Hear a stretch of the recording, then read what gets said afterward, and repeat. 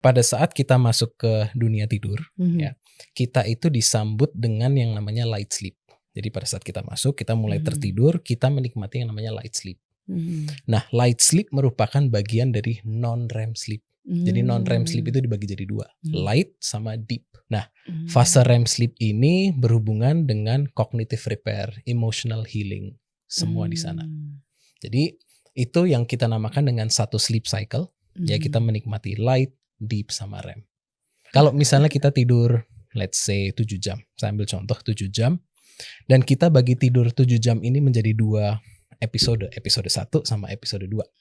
Di episode 1 ini, porsi besarnya itu ada di deep sleep. Jadi deep sleep kita itu dominan di episode pertama. Episode kedua, REM sleepnya yang dominan. Jadi di first episode terjadi pemulihan fisik secara optimal. Oke. Episode 2 terjadi pemulihan emosional secara optimal. That's why we need both. Supaya kita itu bangun, kita bisa berfungsi secara optimal dari seluruh lini. Oke. Jadi nggak cuma seger secara fisik, tapi begitu kena senggol dikit dibacok gitu. Secara emosional belum cukup pulih. Berarti REM sleep-nya ada gangguan gitu ya Bisa. ketika Atau belum cukup. Durasinya. Belum cukup. Yes. Oke. Gimana penjelasan ketika begitu udah merem terus langsung mimpi gitu? Itu berarti langsung ke REM sleep? Langsung enggak. Itu tetap ngelewatin tapi cepet banget light si non REM sleep-nya. Enggak juga. Bisa aja kan pada saat kita masuk ke dunia tidur, we lose sense of time. Bisa aja kita tutup mata, tiba-tiba buka, loh kok udah pagi, kan it can happen.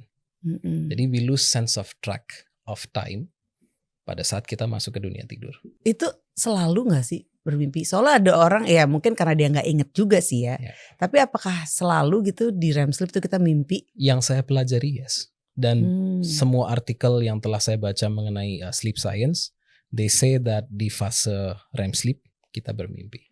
Kalau saya pribadi sih saya selalu ingat gitu kalau saya tuh bermimpi. Dan saya gak pernah gak mimpi. Jadi itu dia tuh ketika tadi mendengar penjelasan tentang non-REM sleep, itu saya gue mengalami gak ya non-REM sleep ini gitu? Pasti mengalami. Hanya saja karena di pagi hari kita itu lebih didominasi oleh light sama REM. Jadi kalau kita terbangun dan dua-dua tahapan tidur ini mudah banget untuk dibangunin.